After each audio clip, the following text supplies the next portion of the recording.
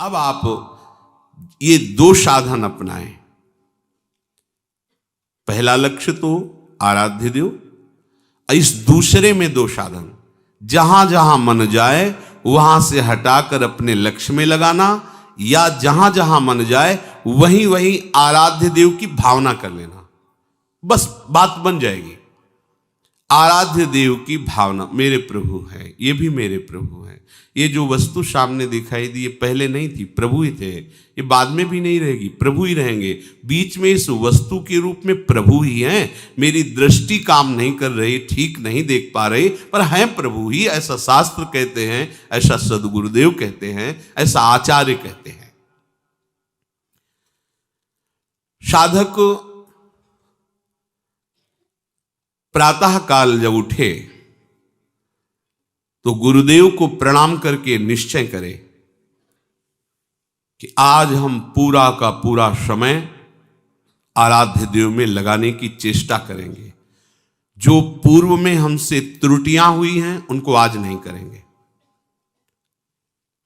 अब नहीं करेंगे ऐसी बात नहीं, हमें वर्तमान को संभालना है, तभी आपके अंदर सामर्थ्य आएगी।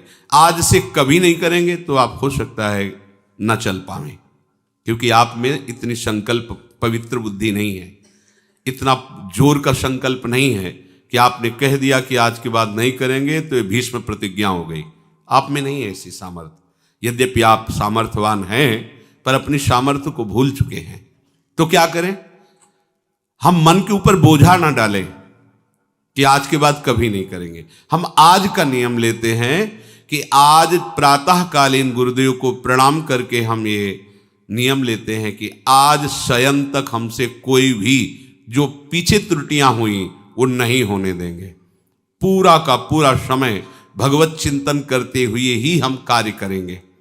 जो भी व्यवहार करेंगे वो अपने प्रभु के लिए करेंगे। ठीक, अगर रात्रि में शयन करते समय हम पुनः इसका चिंतन करें कि जो हमने प्रातःकालीन नियम लिया था उसमें कितनी त्रुटि हुई, ये करना ही चाहिए उपासक को। ओह, आज तो इतना समय चूक हो गई, तो चिंतन करते हुए शयन करें, प्रातःकालीन फिर नियम ले।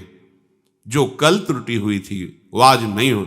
एक दिन साधक देखेगा कि उसका मन असाधन रहित हो गया है, त्रुटि रहित हो गया है। पर आपको जांच करनी होगी, रोज का रोज आपको जांच करनी होगी, रोज का रोज आपको नियम लेना होगा, सुधार करना होगा। ये प्रारंभिक साधन की बात है। तीसरी बात कह रहे हैं, मन को वश में करने के लिए नाम जप सर्व सामर्थ्यशाली साधन है। लक्ष्य श्यामा श्याम, जहां जहां मन जाए वहां वहां से हटाकर लक्ष्य में श्यामा श्याम में लगाना, या जहां जहां मन जाए वहां श्यामा श्याम को देखने की भावना करना। प्रातः काल से शयन काल तक की दिनचर्या को जांच करके उसमें त्रुटियों को निकालना। अब ये निश्चय कर लेना कि नाम हमारा जीवन है। ये बहुत बड़ी बात। जो चाहत है नित्य सुख अरु मन को विश्राम, हित ध्रुव हित सो भजत रहू, पल पल श्यामा श्याम श्यामा श्याम। मन चंचलता रहित हो जाएगा, नित्य सुख का अनुभव प्रकट हो जाएगा। आपको आवश्यकता है प्रतिपल श्यामा श्याम श्यामा श्याम। राधा वल्लभ श्री हरिवंश, राधा वल्लभ श्री हरिवंश। नाम जप सर्वश्रेष्ठ महामहिम भगवत प्राप्ति का, मन को शांत करने का, समस्त कामनाओं की पूर्ति का अचूक उपाय है। अचूक। आपको विश्वास करना होगा, जो चाहिए आपको प्राप्त हो जाएगा। ये 4 दिन की उकताहट वाला भाव मत रखिए, हमको तो इतने दिन हो गए करते हुए अभी कोई लाभ नहीं। दवा चल रही है, अमोघ औषधि है। ये सबसे पहले आपकी दुर्गति का नाश करेगा, पाप का। फिर ये पाप की प्रवृत्ति का नाश करेगा, जहां से पाप पैदा होता है। दिव्य ज्ञान प्रकाशित करके रूप का दर्शन कराएगा, प्रेम की जो चाहिए। जिसने बात समझ ली हृदय से कि मन को वश में करने के लिए सबसे बड़ी अचूक साधना नाम है। गोस्वामी श्री तुलसीदास जी कह रहे हैं, अय जीव तू सदा नाम का अनन्य बन। देखो, जो हमें सदगुरुदेव ने अपना जीवन स्वरूप नाम दे दिया है, हम नहीं जान पाते। छोटी छोटी बातों के लिए हम अवहेलना करते हैं। उनको तो उच्छिष्ट मिलता है, हमको तो उच्छिष्ट नहीं मिलता। जिस थाल में गुरुदेव पाए तो मुख से निकाल के उसमें थोड़ी रखते हैं, तो ऐसे पा रहे हैं। और उनकी उस थाल के उच्छिष्ट का रखना चाहिए महत्व। इतना हम महत्व रखते हैं। अगर हमें जरा सा प्राप्त हो जाता है तो मन नाच उठता है, आज सदगुरुदेव का उच्छिष्ट मिला है। लेकिन हमारी बुद्धि इस बात पे नहीं जाती कि जो गुरुदेव ने सदा अपना जीवन माना है, नाम मंत्र, सदा उसको रसास्वादन किया है, वो अंदर से हमें दे रहे हैं। उसके प्रति आपकी महत्व बुद्धि नहीं हुई। विचार कीजिए, गुरुदेव का वो उच्छिष्ट जो जीवन है, उनका स्वाद लिया है, उसका उसी में है वो, और वो दे दिए, उस पे महत्व बुद्धि नहीं है। हमें क्या दिया गुरुदेव ने? उनको तो स्वेटर दिया है, उनको माला पहनाया है, उनसे हंस के बात करते हैं, हमको क्या? ओहो, ये बाहरी चेष्टाएं गुरुदेव की कृपा मानी जाती है क्या? ये तो विषय संसारी पुरुषों को मिल जाती है। संत उदार दयालु हैं। ये जो आपको नाम मिला, ओहो, इसके अनन्य हो जाओ, गोस्वामी जी कह रहे हैं। और अनन्य का भाव बड़े भाव से, यही हमारा जीवन हो जाए। जो चाहते हैं नित्य सुख और मन को विश्राम, हित ध्रुव हित सो सानुराग रे, राधा राधा राधा राधा वल्लभ श्री हरि। अमृत है अमृत, आप पान तो करो इस अमृत का, चिरंजीवी हो जाओगे। राधा राधा।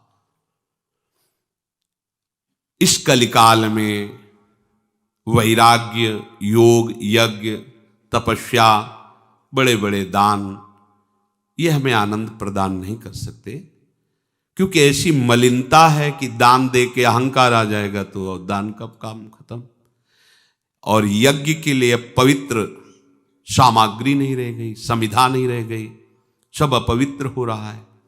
तपस्या, शरीर ऐसे कमजोर हो रहे हैं कि तप के लायक नहीं कि सीधे प्रकृति का वार झेल सके।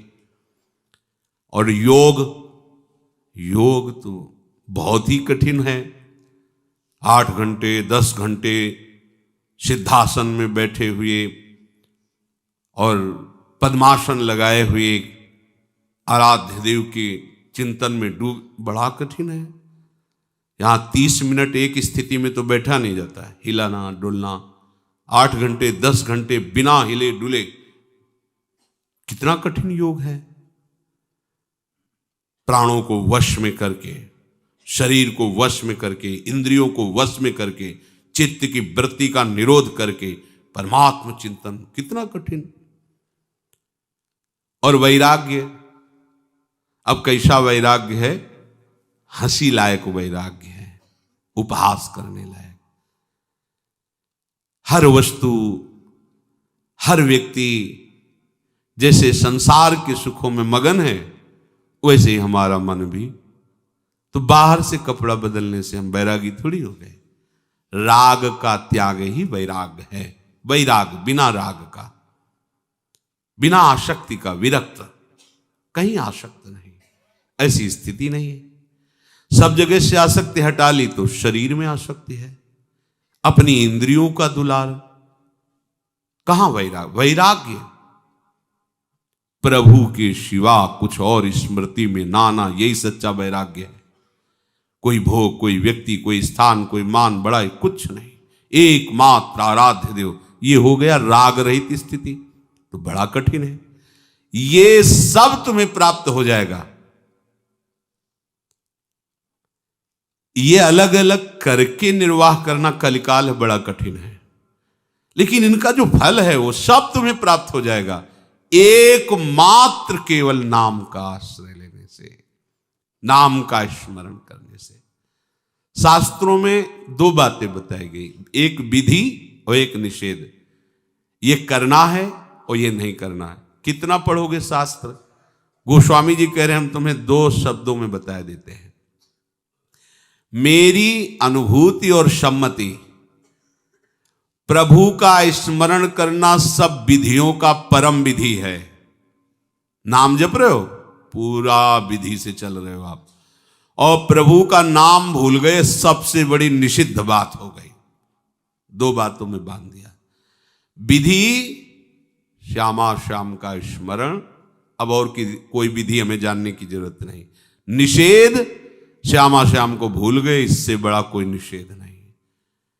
श्यामा श्याम को भूल जाना सबसे बड़ा निषेध काम हो गया हमारे द्वारा।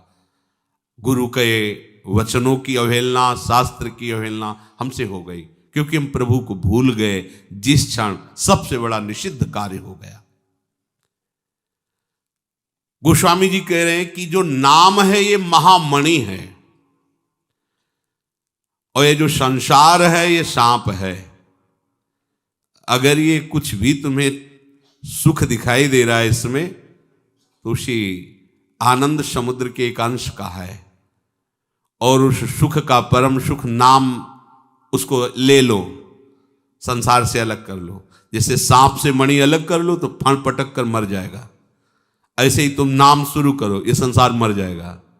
तुम्हारे चित्त में जो संसार बसा हुआ है ये मर जाएगा। तुम्हारा मन जो विषयों में फंसा हुआ है ये मर जाएगा। मन मारिया तन बस में कीन्हा, हुआ भरम सब दूर। बाहर से कछ दिखत नाही, अंदर चमके नूर। आपो त्याग जगत में बैठे, नहीं किसी से काम। उनमें तो कछु अंतर नाही, संत कहो चाहे राम। वो हो गया, भगवत स्वरूप हो गया। जैसे मणि ले लेने पर सांप जिंदा नहीं रह सकता, ऐसे नाम रूपी मणि संसार में अपने पास तुम ले लो तो संसार जिंदा नहीं रहेगा, अर्थात संसार संसार नहीं रह जाएगा, ये भगवत स्वरूप हो जाएगा। ये जो हमें जन्म जन्मांतर से भटकाना, आकर्षित करके विषयों में गिराना, ये इसकी अब सामर्थ्य नहीं रह जाएगी, क्योंकि नाम रूपी मणि हमारे पास है। ये जो नाम, ये कल्प तरु है, जो चाहोगे प्राप्त हो जाएगा। अर्थ, धर्म, काम, मोक्ष चारों फल प्रदान करने में समर्थ है नाम। वेद पुराण, बड़े बड़े विद्वान और भगवान शंकर जी भी साक्षी हैं इस बात के कि नाम सर्व समर्थ है, जो चाहोगे प्राप्त हो जाएगा। और अगर ये चाह नहीं रही अर्थ धर्म काम मोक्ष की, तो प्रेम पदार्थ भर देगा आपके हृदय में नाम। भगवत प्रेम जो अत्यंत दुर्लभ है, ये प्राप्त हो जाएगा। और साधन करते हो, नाम जप नहीं करते हो, नाम उच्चारण नहीं करते हो, तो गोस्वामी जी कह रहे हैं कि मेरी बात मान लेना, तुम इस कर्म प्रपंच से, माया के आकर्षण से बच नहीं सकते। गोस्वामी जी का अनुभव है। राम राम राम जीह, जो लो तू न जपी है,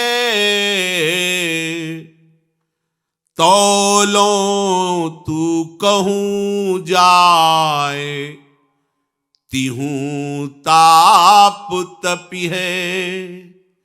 सुरसरी तीर बिनु नीर दुख पाई है।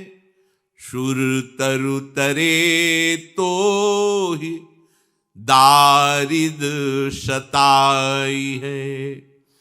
जागत बागत सपने न सुख सोई है, जन्म जन्म जुग जुग जग रोई है। छूटी बे के जतन विशेष बांध जाएगो, हुए है विष भोजन जो सुधा सानि खाएगो। तुलसी तिलोक तिहु काल तो से दीन को, राम नाम ही की गति जैसे जलमीन को। राम नाम ही की गति जैसे जलमीन को। गोस्वामी जी कह रहे हैं, जब तक तू जीभ से नाम जप नहीं करेगा तो मेरी बात मान लेना, तब तक तू कहीं भी किसी भी तीर्थ में कहीं भी भाग कर जा, ये दैहिक दैविक भौतिक ताप तुझे बख्शेंगे नहीं, जलाएंगे, जलना पड़ेगा तुझे। देखो परम धाम में रह रहे हो, प्रिया प्रीतम कहा निज महल, हालत क्या है देख लो हृदय की। तो बात क्या हुई, रसिक शिरोमणों की आज्ञा का हम पालन नहीं कर रहे। वृंदावन बस गई तो नो बड़ो सयान, जुगल चरण के भजन बिन निमिष न दीजे जान। पलक झपकने के समय को भी नाम से विमुख नहीं जाने देंगे। अब आप देखो गोस्वामी जी कह रहे भाग, कितना भाग, जा भाग के जहां तुझे जाना है, कहीं तुझे शांति नहीं मिलेगी। यदि तू नाम जप नहीं कर रहा तो भाग, किसी के भी पास जा। पूज्य श्री राधा बाबा के पास जब कोई जाता और प्रश्न करता भागवतिक, तो बाबा पूछते कितना नाम जपते हो, जाओ कम से कम 1 लाख रोज नाम जप करो, फिर 1 महीने के बाद आना, प्रश्न करोगे तो हम उत्तर देंगे तो शायद समझ पाओ, नहीं ऐसे तुम्हारी बुद्धि उत्तर नहीं समझ पाएगी। नाम कहीं भी तू भाग के जा, तीनों ताप तुझे बख्शेंगे नहीं, जलाएंगे यदि नाम जप नहीं कर रहा। और सुन ले, गंगा के समीप जाने पर भी तू बिना पानी के तरस कर मरेगा, तुझे पीने को नहीं मिलेगा। आनंद सिंधु मध्य तो वासा, पानी में मीन प्यासी मुझे सुन सुनी आवे हाशी। आनंद समुद्र की यहां रहने पर भी हम आनंद से वंचित हैं, क्यों? क्योंकि नाम जप नहीं है। गोस्वामी जी का यही भाव, सुरसरि तीर बिर नीर दुख पाई है। अगर तू सोचेगा कि गंगा जी अंतिम समय हमें मिल जाएंगे, हमारा कल्याण हो जाएगा, तो वहां तक पहुंच नहीं पाओगे। बिना गंगा जल के तुम्हारे प्राण छूट जाएंगे, क्योंकि तुमने नाम जप नहीं किया। पक्की बात है। एक पूज्य श्री भाई जी ने घटना बताई कि एक ऐसे थे कि जो भी सामने जाए उसका नाम बता देना, उसके मन की बात बता देना, तुम इस काम के लिए आए हो, वो सब बता देना। बड़ा उनका यश हुआ कि बड़े सिद्ध पुरुष हैं। भाई जी गए, वहां पहुंचते ही भाई जी ने उनको देखा तो बोले ये तो भक्ति विहीन है, भक्ति तो है नहीं इनके अंदर, पर ये बातें कहां से जान जाते हैं। वो पूरी भीड़ के साथ जब व्यवहार सब हो चुका, एकांत हुए, तो भाई जी शादी पोशाक में रहते, धोती कुर्ता चश्मा। तो पहली दृष्टि में तो सबको यही लगता था साधारण एक गृहस्थ आदमी, थोड़ा पवित्र धोती कुर्ता। भाई जी ने कहा 1 मिनट आपसे बात करना चाहते हैं। करिए। बोले नहीं, एकांत में, वो आपके हित के लिए है, अगर हम सबके बीच में करेंगे तो आपका अहित हो जाएगा। तो दृष्टि में जब दृष्टि मिली तो उनका हृदय कांप गया, क्योंकि भागवतिक दृष्टि में एक पावर होता है। एकांत हुए तो उन्होंने कहा, आपको कोई भागवतिक सिद्धि तो है नहीं, फिर आप दूसरे के मन की बात कैसे जान जाते हैं? आप स्पष्ट मुझे बताइए। तो हाथ जोड़ा और कहा, हमारी बात किसी से कहना नहीं। हमने एक यक्षिणी सिद्ध की है। और कान में उन्होंने ऐसे गमछा से ढके रहे, दिखाया तो इतना मल शौच यहां कान में लगाए थे। उस अपवित्र स्थान में यक्षिणी बैठती, जो कान में बता देती, इसका ये नाम है, इस काम के लिए आया, ये भावना है। बोले मुझे यक्षिणी सिद्ध है। इस तो उन्होंने कहा, इससे क्या होगा? 4 लोग तुम्हें प्रणाम करेंगे, धनराशि देंगे, वस्तुएं देंगे, क्या होगा? तुम्हारी दुर्गति तुम्हें इंतजार कर रही, बख्शेगी नहीं, मान लो मेरी बात। पर वो भक्ति ऐसे थोड़ी हो जाती है। भगवान की जब विशेष कृपा होती तब ये सब प्रपंच से हटकर प्रभु का भजन होता है। तो भाई जी ने बताया कि उन्होंने एक दिन यक्षिणी से पूछा कि हमारी मृत्यु कब और कहां कैसे होने वाली है। तो उसने बताया, अमुक दिन में इतने बजे मृत्यु होने वाली। तो उनको भाई जी की बात ध्यान आई कि दुर्गति इंतजार कर रही। तो पास में नर्मदा जी थी, तो उन्होंने सोचा जाकर नर्मदा में खड़े होकर के और भगवान नाम उच्चारण करेंगे और उसी समय मृत्यु आ जाएगी, मेरा काम हो जाएगा।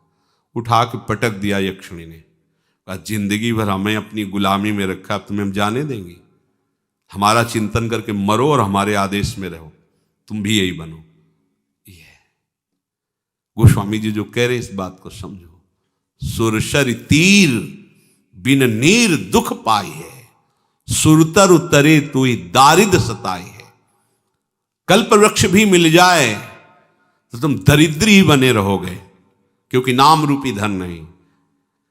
ये संसार के भोग, संसार की वस्तुएं, संसार का वैभव ऐसा है कि जितना बढ़ता जाता है उतनी भूख बढ़ती जाती है, उतने गुना।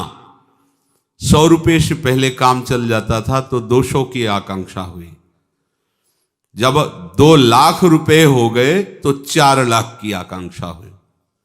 जब 4 लाख रुपए हो गए तो 8 लाख की आकांक्षा हुई। जब करोड़ों में खेलने लगा तो अरबपति बनने की इच्छा हुई। जब अरबों आ गए तो भारत का सबसे बड़ा धनी बनने की इच्छा हुई। भारत का धनी बन गया तो विश्व में सबसे ज्यादा धनाढ्यमय हूं, अगर वो भी हो जाए तो देवराज के पद की भावना जागृत हो। ये सुरसा है, सुरसा। ये दुगना अपना मुख बढ़ाती चली जाएगी, कितना आप कामनाओं की पूर्ति।